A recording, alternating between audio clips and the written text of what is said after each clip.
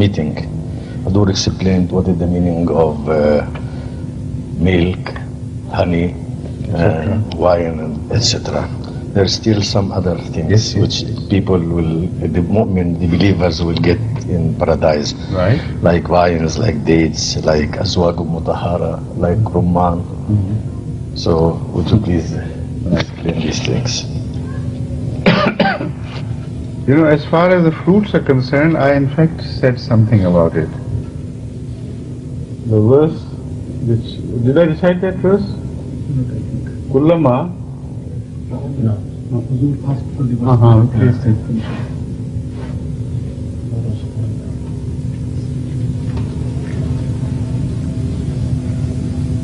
أعوذ بالله من الشيطان الرجيم. كلما رزقوا منها من ثمرة رزقا قالوا هذا الذي رزقنا من قبل وأتوا به متشابها ولهم فيها أزواج مطهرة وهم فيها خالدون. There are two very important things about this verse. Number one, although these pleasures will be spiritual, but they will take a form similar to our experiences here. See? Now this is important to note because otherwise they couldn't have said that we were given these things before, except in the case that it is those who love the attributes of Allah and to them they were the most pleasing things. So when these will be presented to them again, they will say, oh yes, we are used to it, we loved these things before. And the answer would be no. They are similar because now they are, like the Holy Quran says, وَبَصُرُكَ الْيَوْمَ حَدِيدٌ, all their faculties will be sharpened so much that the pleasure which they thought they saw were like dreams. Now they will become awake to these realities and enjoy them much more. That is one meaning. The other is, which I started with, that maybe the spiritual gifts to the spirit are given shapes like things which we know here. And similar experiences remaining spiritual are repeated. Now they will not be like this birds like this, you slaughter them and throw the filth away and this and that. But the eating would have a new process of eating. And these things which are symbols at present, will take a sort of form. So spirit will eat the spiritual form of things. So there is no contradiction in that. Bodies cannot eat spiritual things, but spirits can eat spiritual things. So what the nature is, we don't know yet. Because here in this verse also, the Holy Quran says, وَأُتُوا بِهِ مُتَشَابِهًا. They were given mutashabiha, and what mutashabiha we don't know. Some similar things. That's one part which I failed to explain last time. And the other very important part is about azwaj. وَلَهُمْ فِيهَا أَزْوَاجٌ مُطَهَّرَةٌ. Now here, the reference is to male apparently, men. And azwajun mutahharatun could either be termed as male or female, because azwaj word in itself can be translated, zawj can be either male or female.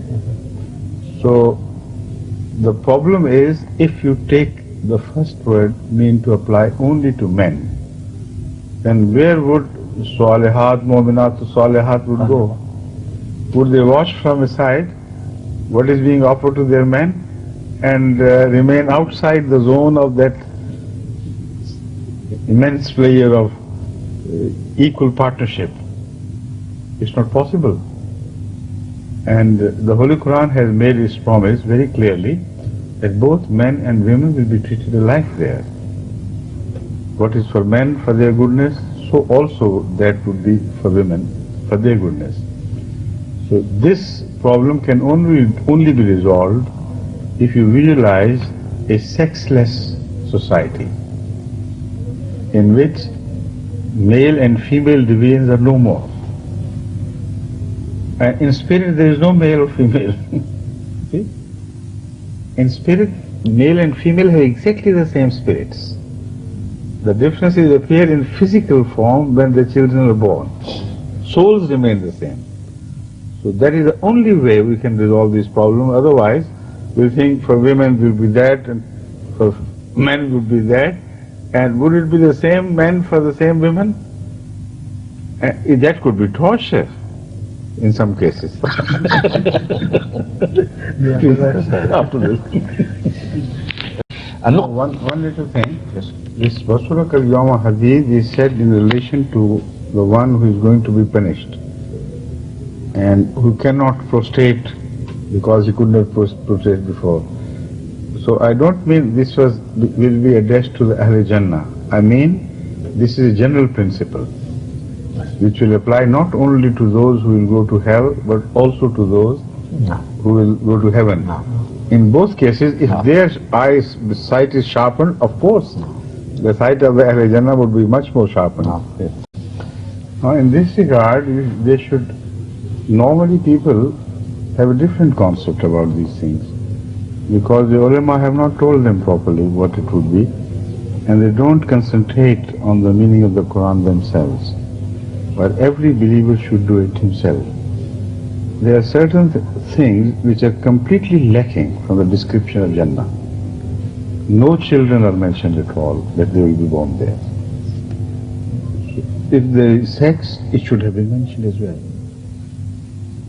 No sex is mentioned whatsoever. So, no children, no sex, so what are the who for? This is the question.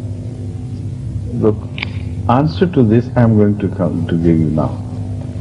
The fact is that unless we understand the pleasure in this world, we will not be able to understand the pleasure of the hereafter.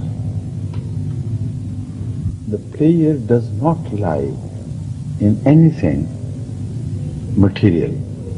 It only lies in the waves it sends back, or pulses it sends back in electrical form to the mind. When we eat something, the food remains outside. It touches the tongue.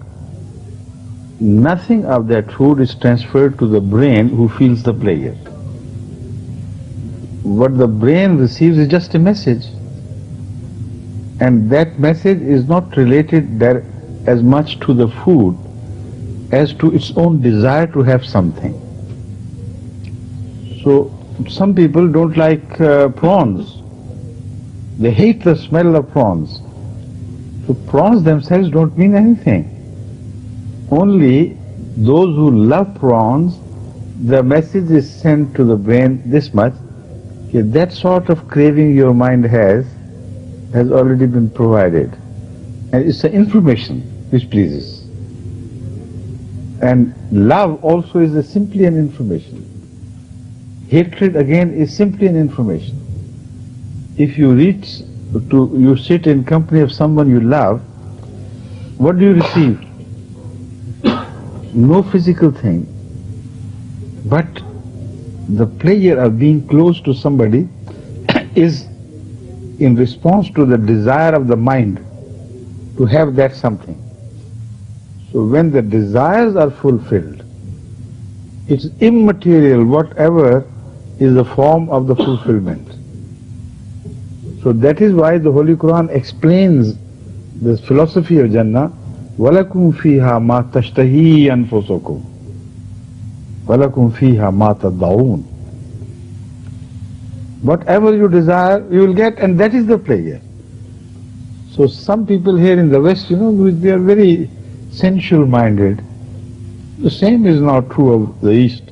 But here they give open voice, open expression to what they feel. In the East we hide it, and it's more hypocritical attitude in the East. But here, even a small girl can stand up and say, look here, will there be sex in Jannah?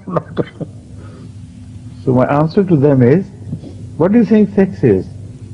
It's only, in fact, a slow development, evolutionary development of desire of man to live forever. And that desire was fulfilled by God in the form of reproduction. No animal could live forever, but through reproduction he saw himself projected into future. Now this player was the original thing. Buds of all the senses, they were created because of this player. And they took a form of a physical bud, so the sensation is sent, you look here, this is your desire which is now being fulfilled, there is a likelihood of your being eternalized. Now, every time it is not fulfilled, so God out of blessing has created this bud system. The glands, the buds, etc., they send the message to the mind that your desire to live forever is provided in the form of this machinery. And now it would be possible now, it would be possible then. Even those who are sterile, they are not deprived of this opportunity. But what reaches the brain? What reaches the brain through that? Anything. Nothing except the pulses. And those pulses reach the centers. So in the final analysis, the player is pulse, vibration, amwaj, which reach the brain. Now some people say, what is the player of love of God and all of this? Will we not be bored? Of course not. If they have trained themselves to love God and they have acquired that taste, then when he comes closer, the sensation which it will create would be far more than any beloved who comes closer to you after long separation. That sensation is far more powerful than the sensation of eating food or sleeping or anything you call it, or hearing music. If you are doing anything and someone you have been missing for ages suddenly appears, you'll care a hoot for everything else. You'll throw them away and just rush madly to the beloved one. So that sensation is the most powerful sensation of love.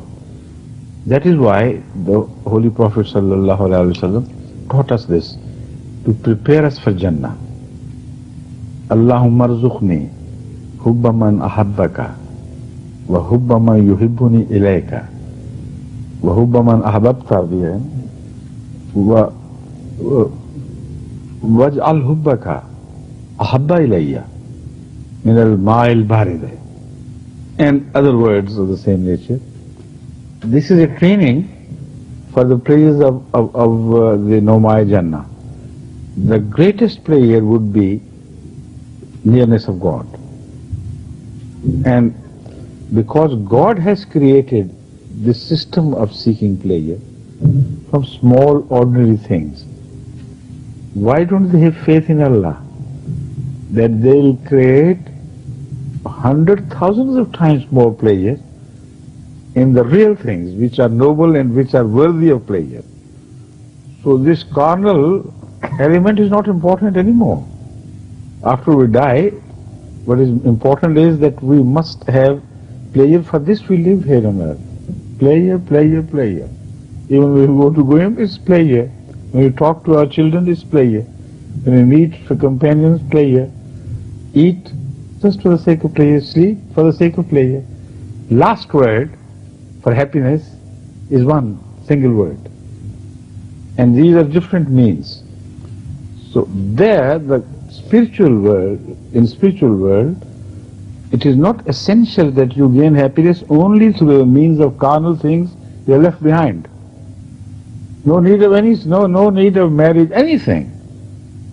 Just companionship of high quality would send pulses into you so powerful that life would become an eternal joy. Right? Now about this principle of pleasure, I want to give some more examples so that you should feel fully satisfied that lack of these things which provide us pleasure and happiness in the hereafter does not mean anything whatsoever. The spiritual form can be far more sensitive to pleasures and pains than we can imagine here. Now, for instance, you any food you like most, if you think is the best food, you try to give it to a dog or some other animals, and those animals may not have any taste for them. If you force them, they would vomit. So what is there in the food? It's only the matching of desire and fulfillment. That's all. Now, once I remember I saw, while we were passing in a car in Pakistan, by a butcher house. You know, where how the cows and goats, etc. are slaughtered. That's the butcher house. You know that? Butchery, where they slaughter and they throw the filth out away. All the dirt and filth and bowels with all the human filth, animal filth, they're thrown out. And there I saw some of the most strong and fully fattened dogs, very powerfully built, because day and night they ate that filth. And the way they sat over the filth, as if they were lords of the world, as if they were the monarchs, and we appear to them as nothing, meaningless. What are these things, you know? We are sitting and eating the filth of the cow, the filth of the goats and things. When I saw them, then I realized how man behaves foolishly towards God. You see, it's unbelievable. You know, this realization dawned upon me. I said, he tells us the worldly pleasures and the sinful pleasures are like filth. Don't be like dogs. And we don't believe him. And we continue to eat. But when we die and are revived, then the things we have been doing would be so nauseating to us that the very thought would be torture. See? And things we have been avoiding, then they would appear as things because the buds would be changed. If you transfer the bud of one animal to another, his taste would change. So the spiritual buds would be completely different buds. So this carnal pleasure concept would be just an obsolete thing which had no meaning in the hereafter. But those pleasures which are going to be received by the spiritual buds, they are, we don't know how many times, but there is no comparison between those pleasures and the ones we think are the pleasures. We look down upon ourselves as vultures, for instance. We eat the corpses, filthy animals, dead animals, with stench so strong that you can't pass through without vomiting sometimes. You keep away. And have you seen vultures eating the corpse of something? A dead dog, not only the cattle, etc., a dead dog whose body is swollen with winds inside, ganged up winds, all locked in the system. And they smell like, indescribably bad. Even those who deal with dirty things, they pass by and run and look at the vultures, the way they sit over there. Oh, very happy. They enjoy it like anything, like little trees. Because the birds are different. See? So if the vultures are provided with human birds, it will be like being reborn in a spiritual life. Then if they look at them, imagine what they would feel about themselves. Oh, this is what we have been doing. So in the spiritual life, the same birds would provide hell for those who have been enjoying this, and then God would say, all right, continue to enjoy this. It's another form of hell, which I think can be proved from the Holy Quran.